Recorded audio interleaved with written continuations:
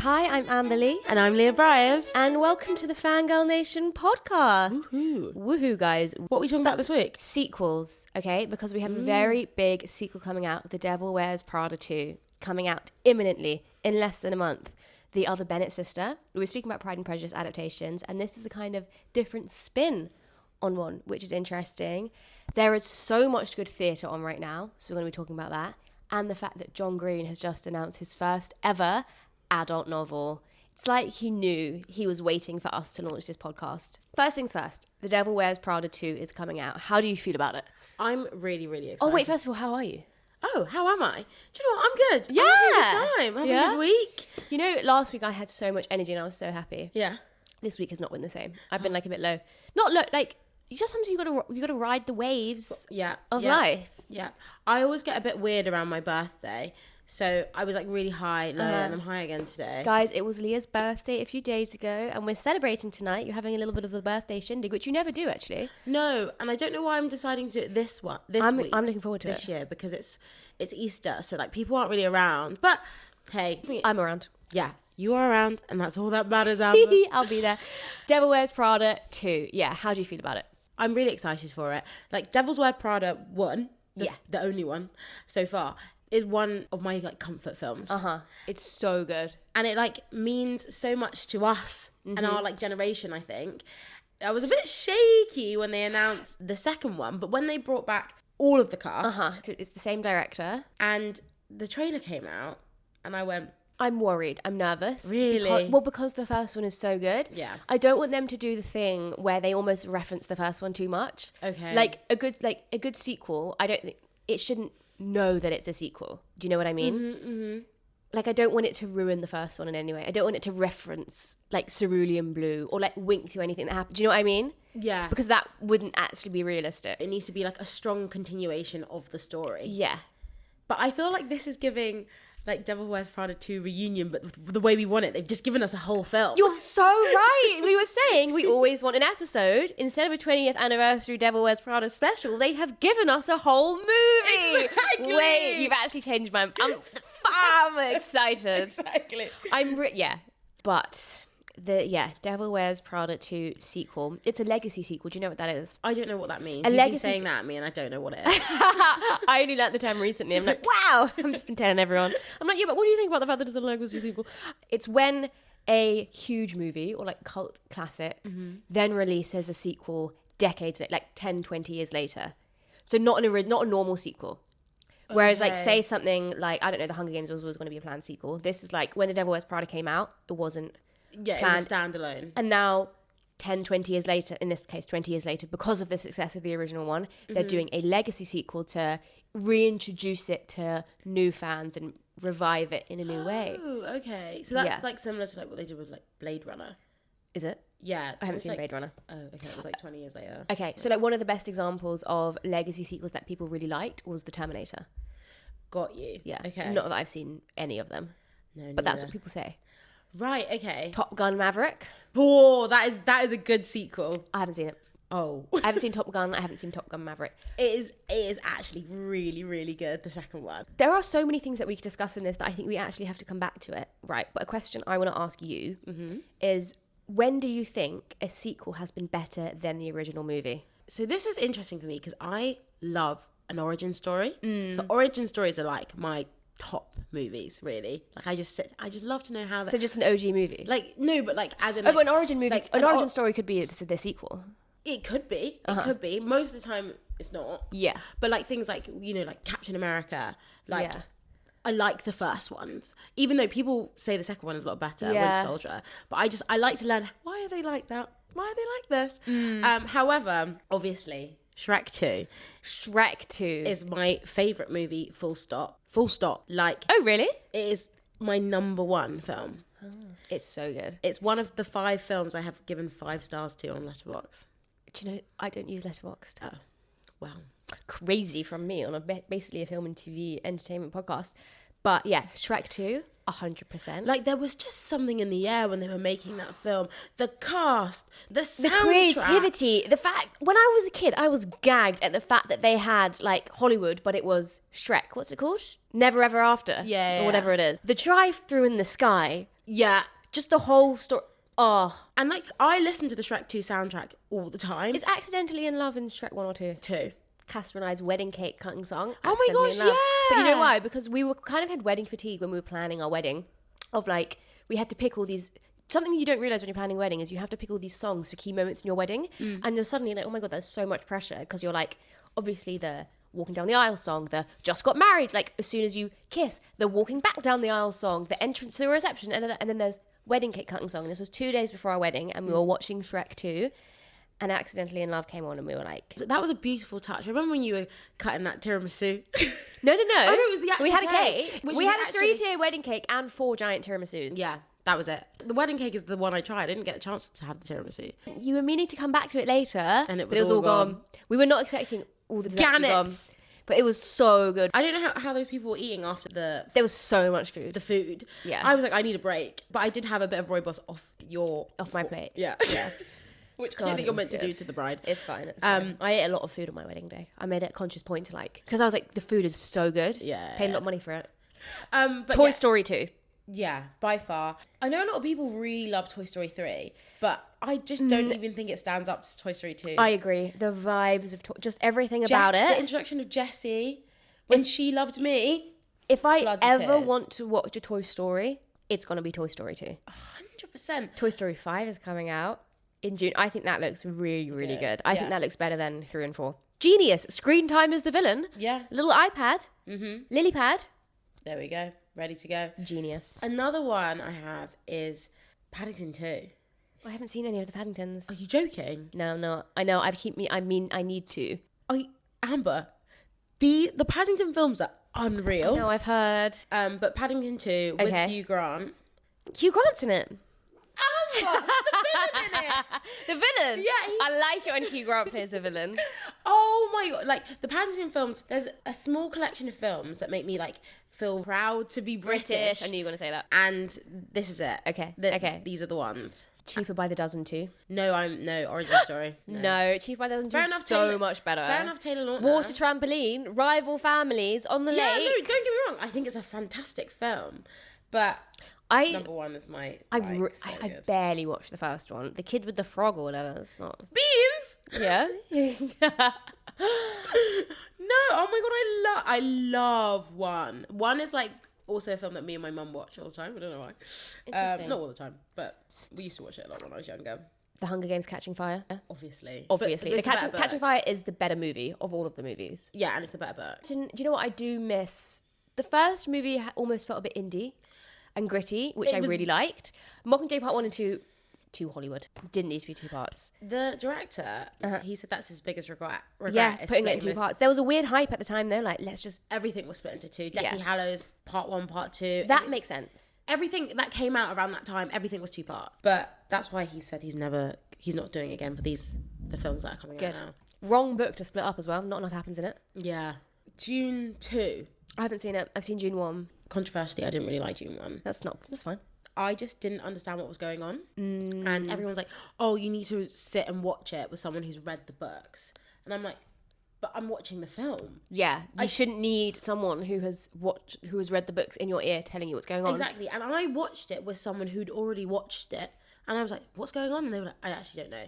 And I was just lost. And then I felt very Zendaya baited because obviously she didn't do anything until the end. Well, she didn't really In part 1? Yeah, in part Yeah. 1. And also spoiler alert, they kill off Jason Momoa. And I was like, well, the eye candy's gone. But then June 2, I thought was really good. I really enjoyed it. Do you think Timothy Chalamet's going to have a redemption arc now? Yeah. June 3. Oh, it's just people get over it. Yeah. People get over it. And I think people are really excited for June 3. I am actually. What are other instances where the sequel's better than the first one? The Addams Family Values. Ah! The one where they're at the summer camp. Yeah. That is- Yeah, you're so right. That's so good. I watched the Addams Family, the OG, the other day, and Not very good. nowhere close. Do you to think the sometimes Addams they then Family get like the budget that they need to do better? that as well? Yeah. Also, I think sometimes I feel like sequels don't take themselves as seriously as the first one. So sometimes they've got a bit more budget and they can do a bit. They can make it a bit fun. They can make a bit. Like was it 22 Jump Street? Have you watched that? Yeah. Like that's a really fun sequel because it's just fun, fun. but I don't think it's better. I enjoy it more. Like if I was going to watch one, I'd watch 22. I watched 21 Jump Street the other day. 21. Yeah. I would watch 22 because I just think it's like, obviously 21 is still fun. And 21 was a remake. Oh yeah, of course. I feel like we're missing some key instances. Okay, this is controversial. And this is my biggest red flag in a person. Mm-hmm. What High School Musical is your number one? High School Musical 2. Yeah, of course. Yeah. Like, yeah. Oh my God. Who's tuning in for one? I'm sorry. Do you know what? There's a bit of a theme. It's like when it goes summary. Yeah. No, because like Up the contrast. Adam's Family Values, summer camp. Exactly. High School Musical 2, they're at this country club. When I was a kid, when I watched that, I was like, 10 years old, in rainy UK, thinking, what are these American kids doing? I'm so jealous. I want to go to this country club. I want a job in a country club. I want a part-time job while my boyfriend's playing golf. Also, like, the tunes are just better. Like, by far. The tunes are better. Fabulous. Exactly. Bet on it. Bet on it. You know how much I love Bet on it. Have we spoken about this on here? I don't know. Guys, I don't know when I had this idea. I was like 15 or something. It was before my GCSEs. And I just decided that I was going to create this ritual for myself before I did any exam, so that I would listen to this song. And so then if I did really well, I would tell people that if they asked my secret, that it was because I listened to this song. I mean, no one's asking my secret. But it's like, I did it before all my GCSEs. I did it before all my A-levels. I did it before all my uni exams. Hey. Before my driving test, which is listen to Bet on it. And you never failed an exam? No, I did very well. Because it's you get to the bridge and it's like, the answers are all inside of me.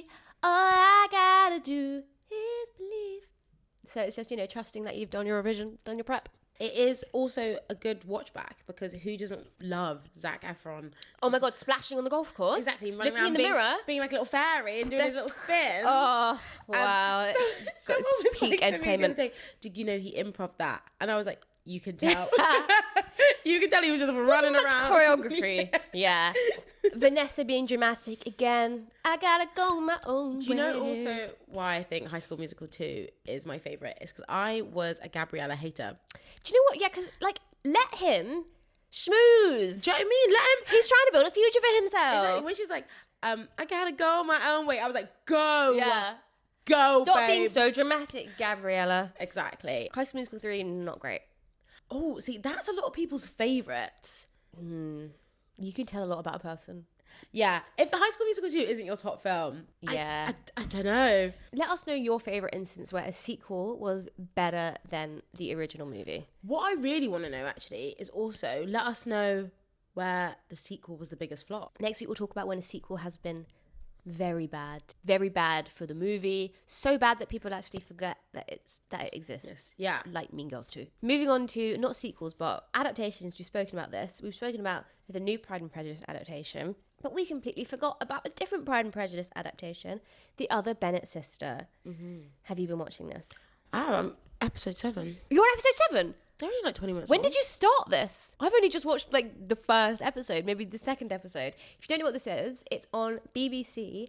And is it based on a book other than Pride and Prejudice? I was going to ask you, classic novels aren't my bag. I actually don't know.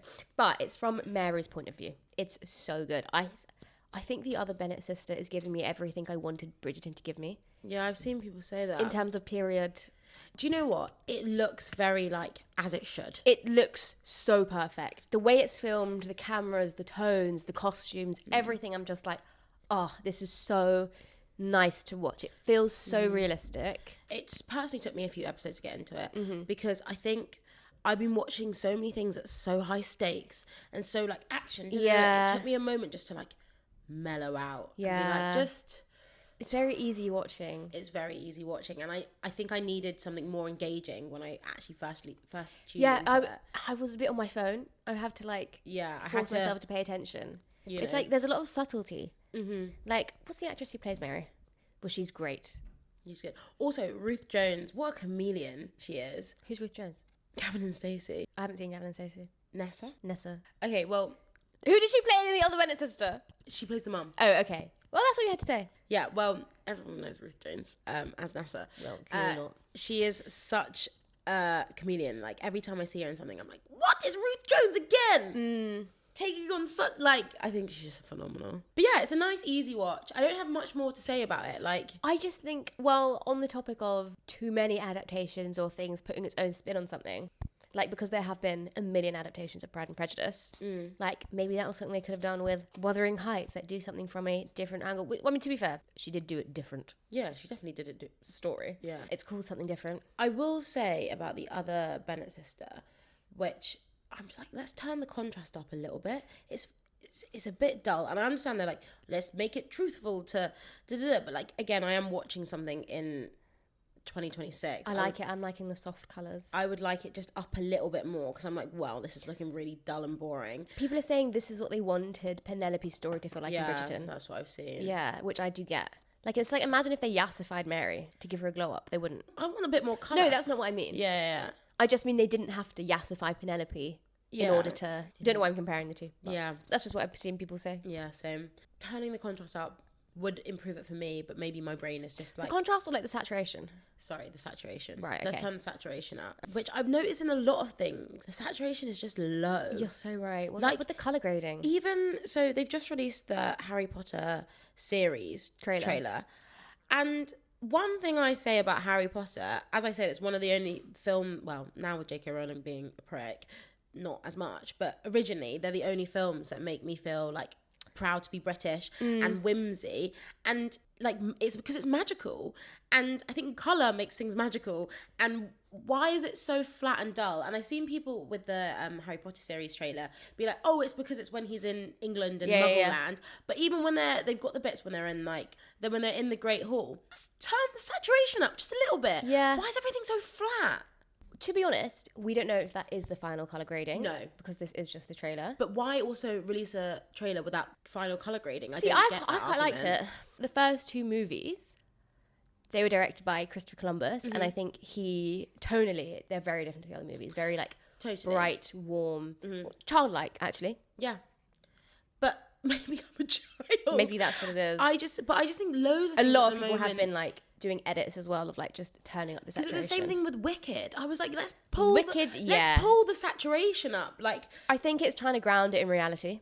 no. Yeah. We're talking about wicked witches. Let's Magic. bubbles, people flying in bubbles. Let's turn that saturation up. Maybe they'll take it on board. What is it? Something else that something took on board? Oh, Love Story. When they released the first look of like John and Carolyn, what are their names again? Paul and Sarah Pigeon. In their characters, they did a little screen test, and then there was some shots of them filming outside. They got slated for the hair, the makeup, the outfits.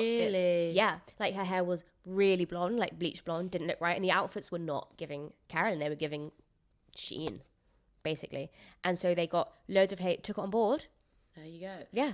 I was going to say, it's like the Sonic films. Do you see that? Oh yeah, and they had to like. They had to redo They it. were like, guys, we hear you. And so they now- went back and... I think people are hoping that they take that on board for the new Shrek. Because that ain't Shrek. That's not Shrek. I don't know who that man is, but that ain't Shrek. You don't need to change the animation style. No, not at all. The animation style that everybody loves and is nostalgic about and quite protective over. Is this Shrek 5? Yeah, Shrek 3? What was Shrek 3 about? that's the Justin Timberlake one, isn't it? What's the one where they go to like a high school? That's the Justin Timberlake one. And what's Shrek 4?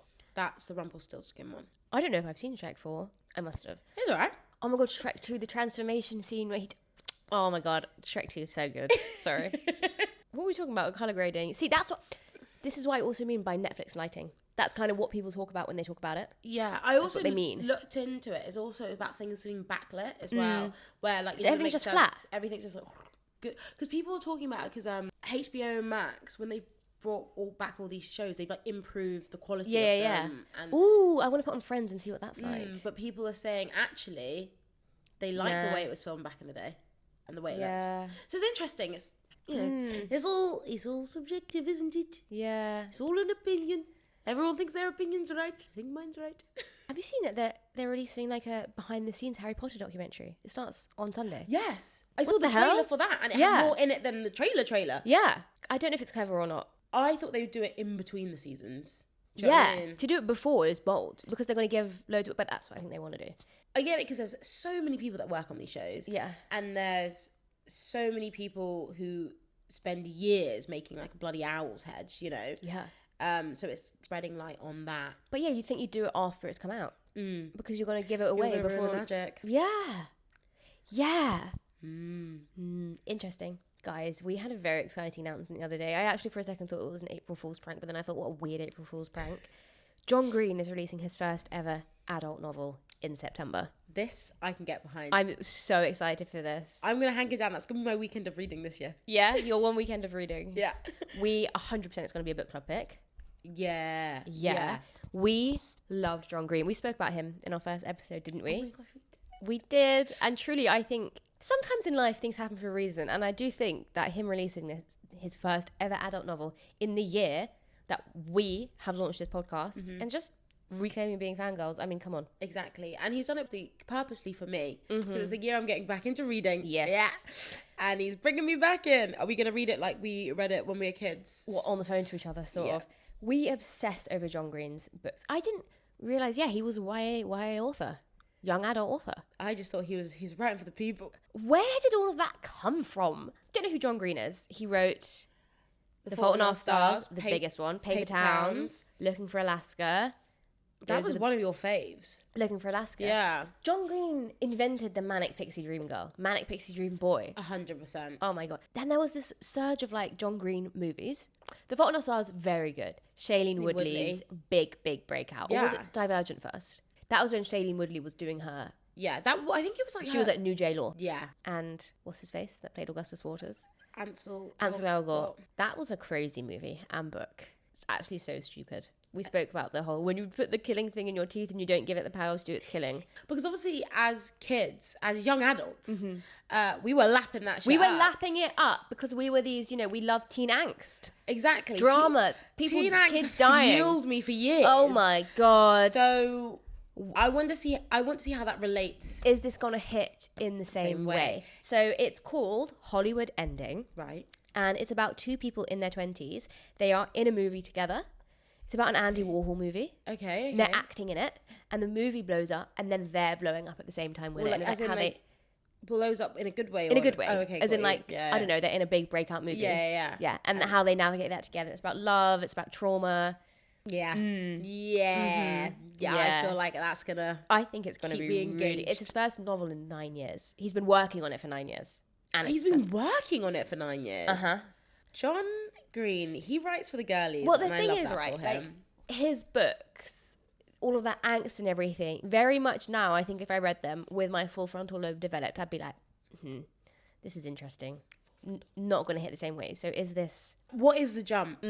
What is the jump? He had that peak of all of those books doing really well, movies coming out, and then it was like, what's next? And do you think that's why it took 9 years? Because he was like, I don't know how to do it. Maybe, yeah.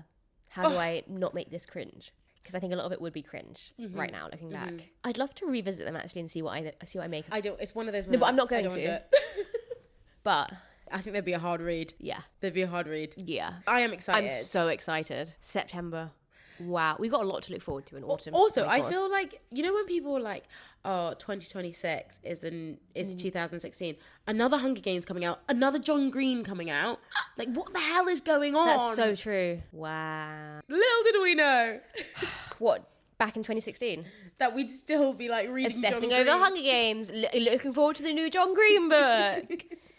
You see, when I said, getting older, just doing things that make you happy. Anyway, guys, very excited for the new John Green novel. There's so much going on right now. There's so much going on in the world of theatre. I'm seeing so many things that I'm like, I don't have the time and money to do all of this. Oh my God. That's the thing. I feel a bit overwhelmed with theatre at the moment. Because last year, so when I don't know if you know, guys, I went travelling for just under 2 years. And I was so jealous of all the theatre coming out that I was missing when I was the other side of the world. Tried to see theatre out there as well, but West End, growing up in London, what a privilege. So when I came back, it was like my mission to see as much as I could, and I did that last year. I saw so much theatre, and it was expensive. It is expensive. And this year, I'm just a bit like, I don't know what to book because I'm seeing all these things coming out. Right, what's out? I really want to see Romeo and Juliet. I haven't even looked at ticket prices for that. Are there even tickets left? There are tickets left. Sadie Sink and Noah. They start at £80, those tickets. Which is starts at £80. Yeah, which is quite inaccessible. And I understand, like, big names. Is that even it though? Yeah, it will be. It just will be. Yeah. Because it's Romeo and Juliet. We've done it 10 billion times, do you know what I mean? Why? See, no one cares that Romeo and Juliet is having another adaptation. No. Why is it when it's But a movie? also, there's been about Oh 7 in the past year. so many different There's kinds. been so many Romeo and Juliet. See, why is it when there's a movie, everyone's like, we don't need another one. When it's the theatre show, it's like, yeah, whatever. Yeah, I guess because it's only on for a few weeks. So Yeah, but like... But the Sadie Sink one. Oh, because there was a Tom Holland one. There was a Tom Holland one. There was the one with Rachel Ziegler and yeah, the infamous bed. There's been like 3 more in the West End since as well. There's loads. Yeah. I don't think I've ever seen one. They always, well, it's, it's Shakespeare's great. We're in London. They do it all the Is time. this like They do it all verbatim the time. Shakespeare? This one, this adaptation, is it like... Verbatim? Yeah. I have no idea actually. I don't know if they're Is it true. like in ye old English? Iambic pentameter and all that? Yeah, I hope so. Well, It's good stuff, man. yeah. Good Is it? stuff. Is it? It's fun. I love Shakespeare. I like it. Something I was told when I was really, really young, and it's always made me feel good about Shakespeare. If you go and watch a Shakespeare and you don't understand what's going on, that is not your fault. That is the actors and the director's fault. So because it's just raw emotions, so you should understand the plot. So I always feel like if I watch Shakespeare and I don't understand, I'm like, well, that's not my fault. Take the pressure off of yourself. Exactly. Okay, I like that. But yeah, so I would like to go see it. It's just I think at the moment it's Romeo and Juliet, which I've seen multiple times, and it's nearly £100 for a ticket, and I'm just a bit like, For something you've already seen. for something I've How already good seen. can it be? Like, how different is this adaptation? I don't like to think like that about theatre, but at the moment I feel like I'm really being so selective after last year when I spent so much money just going to see whatever I wanted. Yeah. It's like I really wanted to go see the Cynthia Erivo. Dracula. I want to see the did wanna see Cynthia that. Erivo Dracula. But when I looked, I was like, oh, Amber, I'll try and get us tickets to this. I think the cheapest ticket, this was before the previews, was like, again, like 80 quid. I went on the other day and the tickets prices were from 60 quid to £258. Yeah. Which is a lot. They do have lottery tickets, which... I think lottery is great, but then also I don't want to have to see if I can go to the theatre today. Yeah. Do you know what I mean? It's nice to have it in advance and plan it and be like, oh, we can do this, we can do that. Not, who's free on Wednesday? Because I've got lottery tickets. Like, it's a bit stressful. What's happened to the starting at £45 kind of thing, you know? Yeah, well, I think all those tickets just go immediately when alternative is £225. Yeah. And my friend went to go see Cynthia Erivo's Dracula. Yeah. And she said it was really, really good. She got cheap tickets, so she said they were like 50 quid and they were the worst seats in the house, and she was like, but I couldn't see most of it. And I was like, you're paying 50. She was like, oh, I was in the room. And I was like, yeah, that is also nice, but it's nice to be in the room and be able to see it. She was like, she couldn't see maybe like 2/3 of the show. Yeah, That's intense. a lot of money to not See be able half to of it. see most of it. Like, fair enough if it was a £5 ticket, but Yeah. you know, everything's really expensive. It's hard as well. It's hard though, because, and I think there's a big resurgence in like younger generations wanting to go and see theatre as well. Yeah, and it's really pricing them out. Yeah. Which has made me, to be fair, the only things I booked this year are at my local theatres, because it is important, even when we live in London and then we have the West End, to support local. Yeah. One of the best things I saw last year was at my local theatre, which is the Bush Theatre, big up. And they have like, it's if you're under 30 or under 35, or if you're a local, tickets are like £10 to £15. Wow. And I saw Miss Myrtle's Garden last year, and I can't stop ranting and raving about that show. It's up for Olivier in a few weeks, but it was just so gorgeous. So maybe this is just pushing me to watch stuff locally. Yeah. We are going to watch Hamilton in July. Which is not local. Which is not local and it's not cheap. With Leslie Odom Jr. Which is those tickets went like... It was my birthday present to Leah. Yeah, this is crazy. I just Leah's found never out. seen Hamilton in person. I've never seen it in person. I've seen it 4 times. I love Hamilton. Well, it was quite... When it first came to London... Yeah. It was quite hard to get tickets for like 2 years or whatever. And then I watched it on Disney and I was like, okay, Yeah. I've seen it. I'll wait until I can get a ticket. But I've never now like rushed to get it because I have seen it. But I do. Now it's going to be good. I'm Oh so my God. excited. We're going to be in the room where it happens. But like also, I guess like talking about Hamilton, it's similar things are happening with other musicals. So like Paddington, similar. You can't really get tickets anymore because it's completely sold out. And those tickets are like £130. I went to go look the other day to see if I could get a ticket. The next ticket I could get was £130, the cheapest one. God. And it's sold out. It's sold out for a while, yeah. Okay, Not for like 2 years, but like it's like hard to get tickets. What's so good about it? Paddington the bear looks really good, Yeah. right? The bear came on stage at the BAFTAs when I was there. Yeah. And I was like, my brain could not compute. I was like, is that a hologram? Is that real? I was like, is there a person in there? It was. Do you know how it was works? like, there's a person in there, but then the person doing the voice is different. Yeah, and the person doing the voice controls the blinking and the mouth. But it's very uncanny, that bear. I was like, is that bear real, or is it it looks so much like not real, but it's so weird. Yeah, Is that a big part of the draw? I think so. Also, like Paddington. Well, I'm a massive fan of Paddington. When I was a kid, like the Paddington books were like. Don't you talk about the Paddington statue at Paddington? Yeah, I was really into trains as a kid, and and like Paddington Station was the one, and then Paddington Bear also being from the station. Paddington's my favourite London station. And and so like one time I completely showed all my cards to Amber, and we were getting a train back into Paddington. And I was just like, oh yeah, when I was younger, like I used to come and sit with the bear and my mum read me the books. I was like, oh my God, they've moved the bear. And it was just because there was someone in the way and I knew exactly where it was when we were pulling in. And I was like, we'll be able to see it in like 3 seconds. And we couldn't see him. But he was still there. They've not moved him. He's fine. He's sitting pretty. You need to watch that. Other big news is the Game of Thrones play. Yeah, oh my God, I want to go and see this. So that's not in the West End. No, that's it's in Stratford. It's on Avon, yeah. It's in the, what's that theatre called? The Royal Shakespeare Theatre? I want to go and watch that. But again, that is going to be nightmare to get tickets for. Yeah. Because I looked, so it's only on from July 20th to September 5th. Okay, very short run time. Really short run time. In Stratford, obviously Game of Thrones has such a huge following. The way they're releasing tickets is to patrons of the theatre first. So they have different levels of patrons, and then they have a members tier. So they've got like gold, silver, bronze patrons. Then they have a members tier, and then it's general release. Shit, so they're all going to be gone. They're going to be gone. It's about... So it's set 10 years before the first season kicks off. Oh my God. And it's based on the war that basically... season 1. Okay, I'm going to try and get tickets. I'm going to try. How? I don't know. Do you know what I do like, though? I love to see how it's bringing people together. Like, the Hamilton ticket rush for Leslie Odom Jr., seeing that, like, on TikTok and everything, I was just happy to see how excited people were to try and get tickets, even though people couldn't. Yeah. What was really cute in the Circle community, all the girls were like saying the hacks and how to get tickets. I was like, go on, girls. Yeah. So in our closed fangirl community, which if you're not part of, you should join. But yeah, and someone messaged me being like, thank you so much for setting this up because I got Hamilton tickets because of that. That's what I think. You know me, I love theatre and I think it just should be more accessible. At the moment, it's feeling very inaccessible, and I think that's a shame because it just brings people together in such a lovely way. Theatre audiences are great. Yeah. And it's nice seeing art done live in front of you. It is. I'm watching the Hunger Games on stage again next week with my little sisters. Oh, you're taking both? Yeah. That's going to be fun. Yeah. They're going to love that. It's Yeah, insane. I know. Bit gory, though. Bit gory for the girls. Yeah, but they're watching all sorts. They're like, yeah, it's quite... Well, they've seen all the movies. I'm very excited for that. Leah, what are you fangirling over this week?